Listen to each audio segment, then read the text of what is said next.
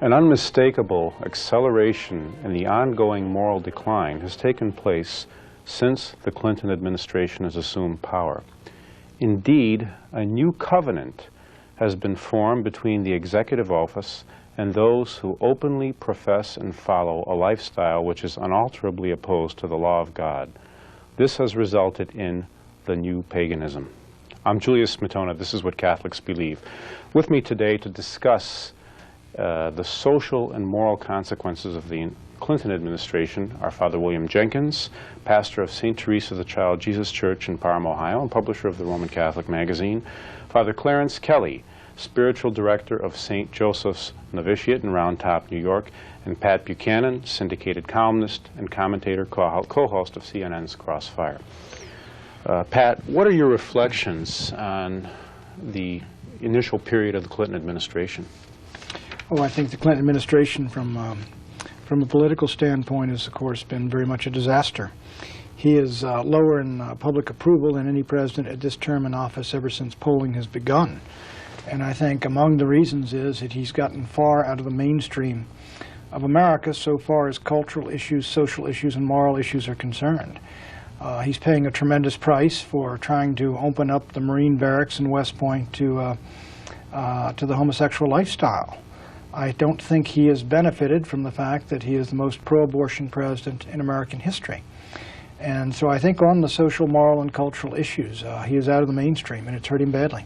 Why is it that the media has apparently turned on him? Here's a man who espouses what they believe in, and yet, nevertheless, they still have attacked him with considerable vehemence. There's a number of reasons for that. One, you're correct. The media have a vested interest in Clinton's success.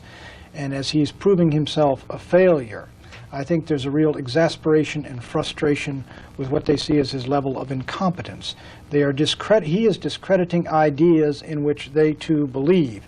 So rather than say that the ideas are wrong, they're going to say we have an incompetent man who is custodian of them. Secondly, surprisingly, Clinton bears a real personal animus toward the media. I noticed it up in New Hampshire. He feels that the media overplayed the Jennifer Flowers affair and the draft issue, and that they were irredeemably hostile to him. Now, I don't agree with that. I think they savaged him for a certain period, and then they savaged Bush in the fall election. But I think those are two of the reasons that the media have moved away from him. You know, it's interesting that one of the first actions of the Clinton administration, President Clinton signed 5 executive orders of all times on January 22nd, 1993, undermining what few restrictions there were to abortion on demand. Why did he attach so much importance to this? How was he to benefit? This is a payoff to the feminists, and it's a payoff to the left. They supported him. He made the commitment. He felt this is something he could get done by executive order. But I'll tell you what astonished me even more is among the Catholic hierarchy and Catholic leaders, he's a graduate of the same university I am, Georgetown. Same college that I'm a graduate of. I was there on the 5-year plan. But why didn't they speak up and denounce this? This is a matter of utmost moment to Catholics nationally and certainly to the hierarchy. And I've been astonished that he hasn't gotten a greater or more hostile reaction than he has. Well, Father Kelly, how would you answer that? Why hasn't the hierarchy denounced Clinton? Why would they even criticize those who said it's a sin to vote for then-candidate Clinton? I don't think they look at something like that as the moral issue of the day. I think they're more interested in disarmament and issues like that.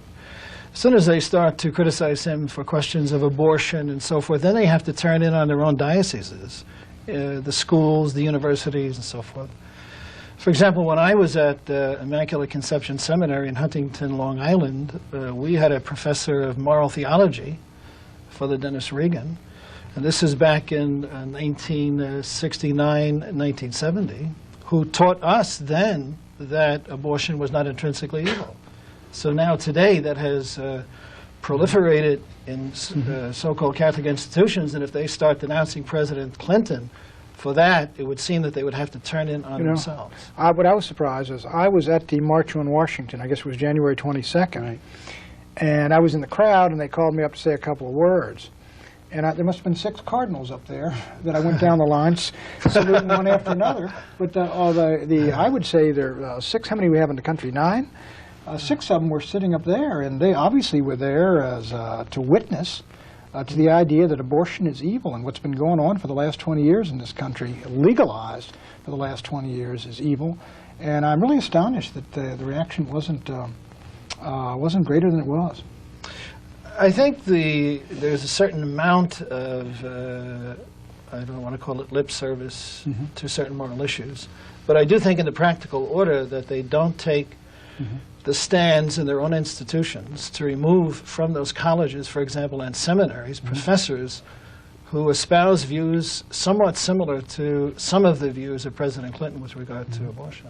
Well, you know, what's even more interesting is we see an event such as this so-called gay march on Washington, which took place on April 25th. Several 100,000 were attracted.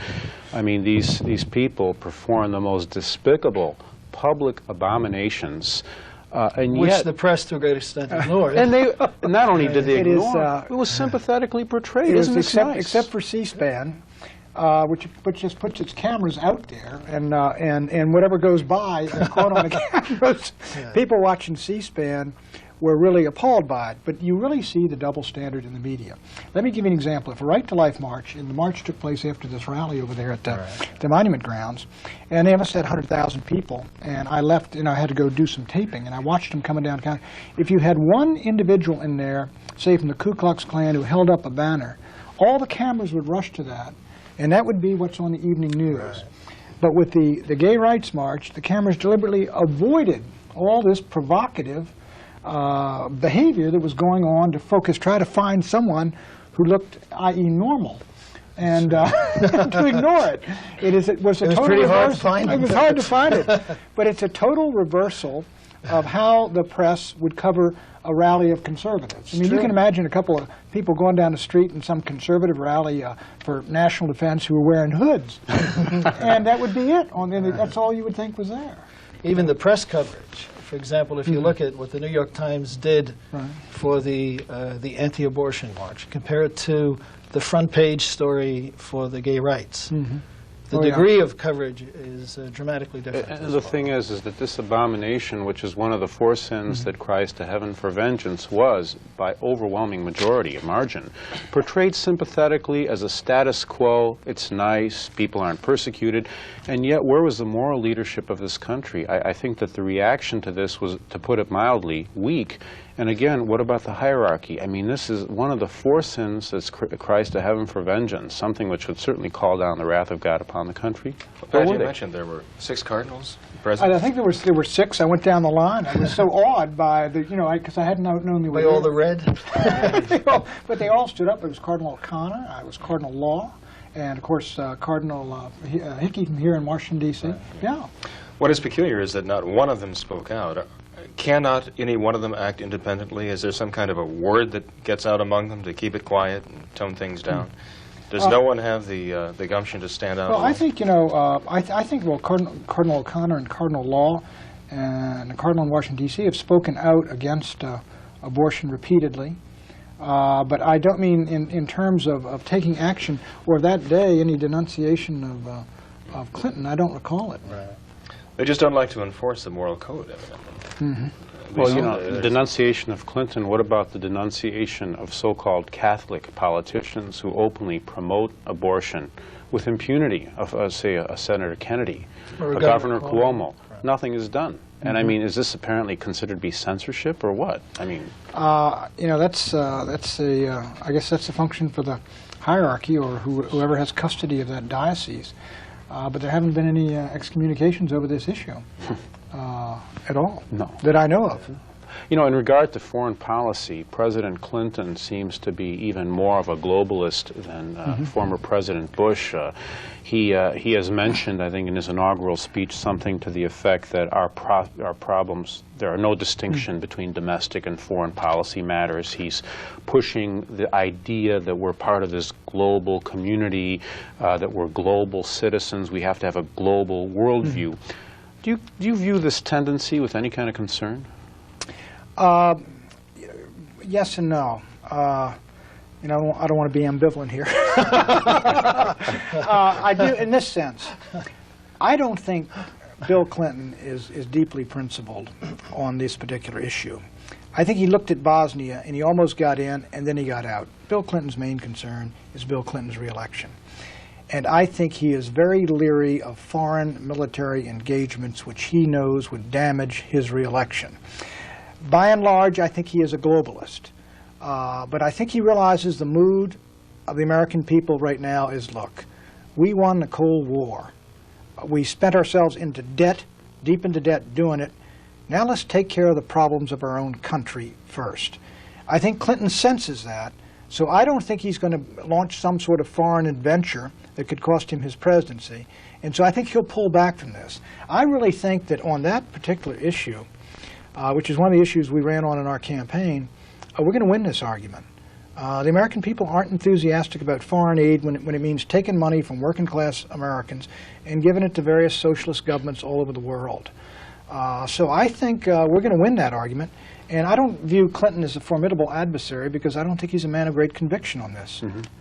Yet the press seems to be pushing for American involvement in Bosnia. The press, this city, wants to involve America. I mean, they would go to war over Bosnia. They want to attack Iran. They want to blockade Iraq, all the rest of it. But the country doesn't. The country was willing to go to war when it sees America's vital national interest engaged in a real threat to them.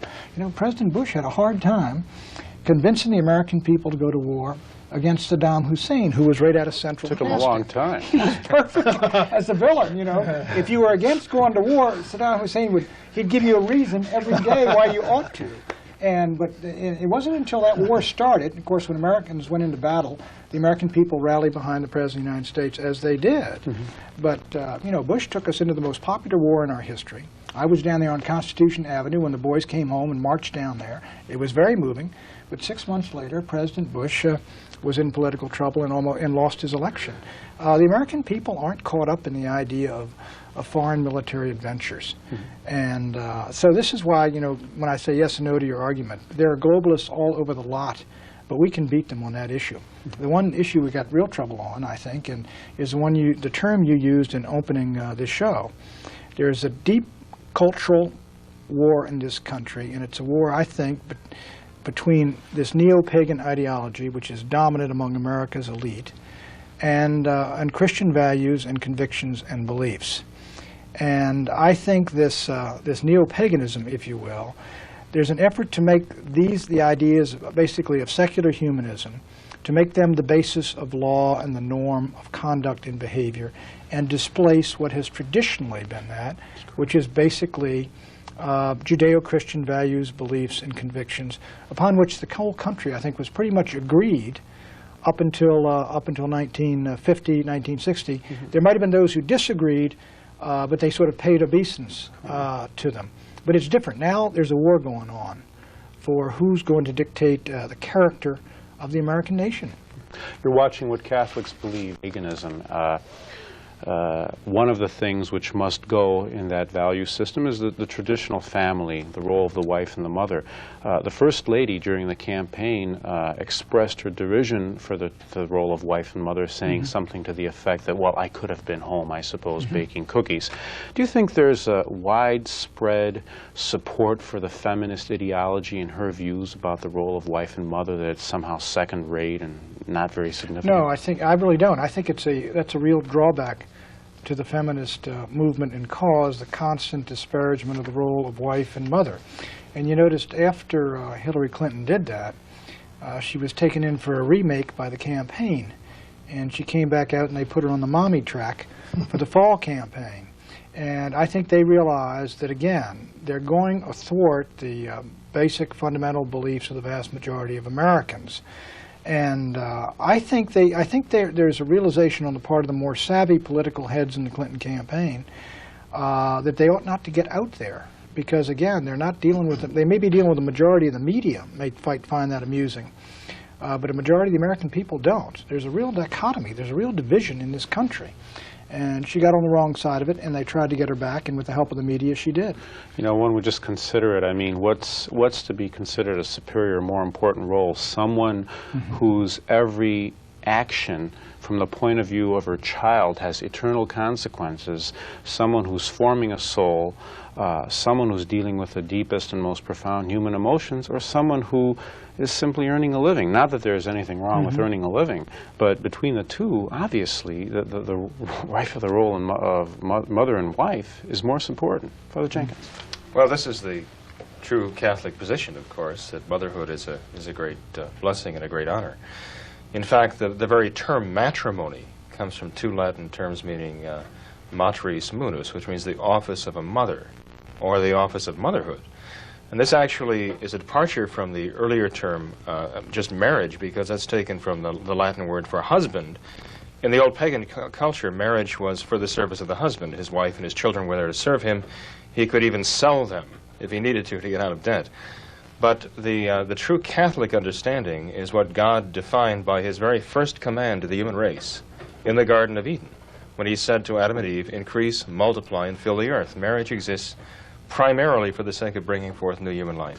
And it's interesting, in our society, which disparages children and large families, the Jews in the Old Testament considered to be a curse to be barren, to have no children. Unfortunately, Hillary Clinton doesn't necessarily provide a top-notch role model for those who want to be wives and mothers in the world today. I don't know, Pat, you probably have more insight into this than I do. But I don't have that much insight into Hillary's thinking other than what I read. Do you think she, in her heart and soul, is committed to this radical agenda, or do you think this is just part of political means of what she perceives to be the road to success? I think that there is behind, she was raised in a quasi-understand religious environment, Protestant environment. And I think that, in a way, she's sort of seeking and groping for some kind of truth in what she's, in all this politics of meaning. And I think she's confused in a lot of ways. She went to Wellesley, which would explain part of that, I guess. But I think she's very, very dedicated to an agenda, to a feminist agenda, and to her feminist allies and colleagues like Donna Shalala, because she thinks that's the way of the future. And in a lot of ways, they look upon the past as really benighted and repressive. And I think this is what you get, the sort of the politics of arrogance here. I think a lot of the people in the elite in the 1960s came out believing that what had gone before was, as I said, benighted and reactionary, and that when their time came, they were going to introduce America to the new values and the higher values and the rest of it. And I think this partly explains the sort of disillusionment or the jolt that they've been hit by reality when they say, well, now we're going to introduce gays in the military. Isn't this popular? And all of a sudden, the whole country is in an uproar. And I think they've moved through that the academic, the Wellesley, the Georgetown in the 60s, and then Harvard and Yale and Oxford. And I think they move around that cocoon, and now when they make decisions and it has an effect on the country, they're jolted with reality that this is still a traditionalist conservative country. In a lot of ways, when you talk about America, I mentioned there is a sort of neo-pagan elite, secularist elite. And if you take the national media, there's studies done of their attitudes. I think 95% pro-abortion, 90% pro-gay rights, deep believers in environmental reform, believers that that taxes should be raised, government should do more. But there's another country out there too, and it's very traditionalist and conservative, and especially among evangelical Protestants. I notice campaigns here in the South that is very, very conservative and traditionalist. And these two cultures are just colliding all over this country. You mentioned some of the taxation idea. It seems that President Clinton, when all is said and done, is going to raise taxes, even more than President Bush did, much more, in fact. Do you think the burden is becoming oppressive and unfair and, in fact, deprives man of the fruits of his labor? And second of all, what is the Catholic notion of fair taxation? Well, I think the bottom line of Clinton's tax bill is that the largest tax increase in history, and it will be a massive expansion of government control of resources, government power, government bureaucracy controlling American life. And I think that underlies it all. I think the tax burden in the United States is too heavy from an economic standpoint, especially on small businesses who create jobs. I think it's far too heavily on the family. If you had the deduction, which used to be $600 per child, I think, when my father had 9 kids, probably wiped out all his taxes.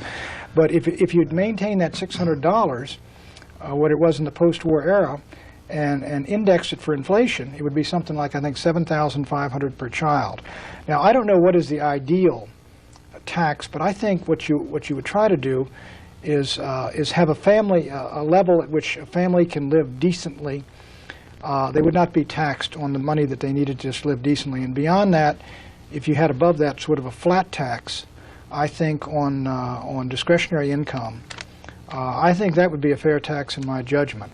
I don't know that you're ever going to get that in this country, but I think trying to move towards something like that would be a good idea. Mm-hmm. You know, you're talking about the more and more government control.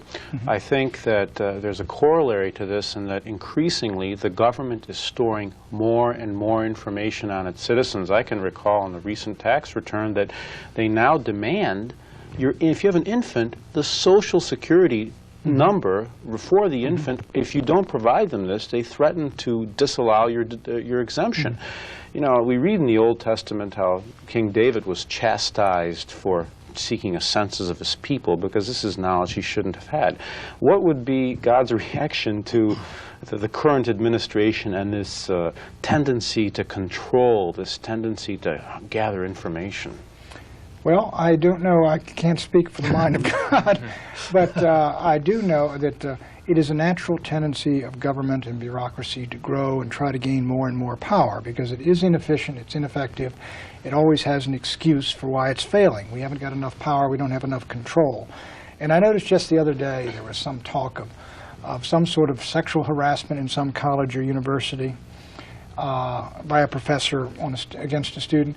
And the Department of Education here, they're going to demand all the documents and all this and that. And I remember back in '64 when Barry Goldwater ran, he said, listen, if you take federal money, you're going to get federal control. And here's this Washington, D.C. bureaucracy running into the internal affairs of some college or university out in California. And what's happened is a lot of schools, including Catholic colleges and universities, they take the money, and in return, the crucifixes come down from the wall, and you change your internal dynamic and alter your courses to make them conform to the state. I think this is a case of really Leviathan state, just growing and growing and growing. And they've sold their soul by accepting. And a lot of these universities clearly have. You know, there's no doubt about it. You know, the Clintons both have indicated their support for the child rights agenda. Mm-hmm. I read of UN conventions and even legislation which, taken to its logical conclusion, could conceivably lead to spanking being a form of child abuse. Spanking's child abuse. My 4 brothers and I could have filed a class action suit a long, long time ago. But I've already heard of people who their kid misbehaves in public, and they're saying, well, gee, you know, I was going to spank him, but everyone's looking at me this way. Well, you know, I have a friend who told me one time that I think he spanked his kid, and the kid went next door and told one of the neighbors who called the authorities in Montgomery County, and they came in to, you know, interrogate him for child abuse. And he was appalled by it. And it's amazing, but a lot of that is going on. Well, even with this Children's Defense Fund, I believe that's the organization that Mrs. Clinton was involved in. They were very pleased over the fact that a child within the last year successfully sued his parents, essentially for divorce, and separated himself. I mean, what is this going to do to our families if this continues? I think what you have is the abuse of legitimate authority. Now, obviously, a legitimate government has legitimate authority, and it has it from God, and it's supposed to use that authority to promote the common good. But when the people in positions of authority think that the authority is there for them rather than the people being there in order to fulfill a function in society, they begin to see their position as the role, in a certain sense, of master to subject, rather than as representative of God. Let me ask you a closing question. We have a man who was elected who supports perversion, who supports the brutal slaughter of innocent babies, whose past has certainly been clouded by scandal, and yet he was elected to the highest office in our land. What would happen to someone who was proposed that we have the kingship of Christ, that say there be no abortion, that birth control be illegal, that divorce be outlawed, and that we follow the teaching of the one who redeemed us? What would happen to such a man if he ran for president? He wouldn't get elected. He wouldn't get nominated in either party if he ran on that agenda. Per se, I don't believe. I mean, I've talked to some friends who've talked about, abandoning the Republican Party and starting, a Christian Democratic Party or something like that. And incidentally, some traditionalist Jewish friends of mine are the very ones that are pushing hardest that it be done, because they've given up on the Republican Party. I haven't. I think the Republican Party can be an instrument which can both capture power and do a tremendous amount of good in curbing and curtailing a lot of the things we see in this society that are evil. But if you ran on that straight agenda inside one of the major parties, you wouldn't get nominated. And if you went about that, I think what you would have to do is run third or fourth party. And that would make sense if you had a parliamentary system where you get your share of the votes, so that you might have a balance of power. But in this day and age, if you believe, as we do, I think you have to work within the political parties. So. You've been watching What Catholics Believe.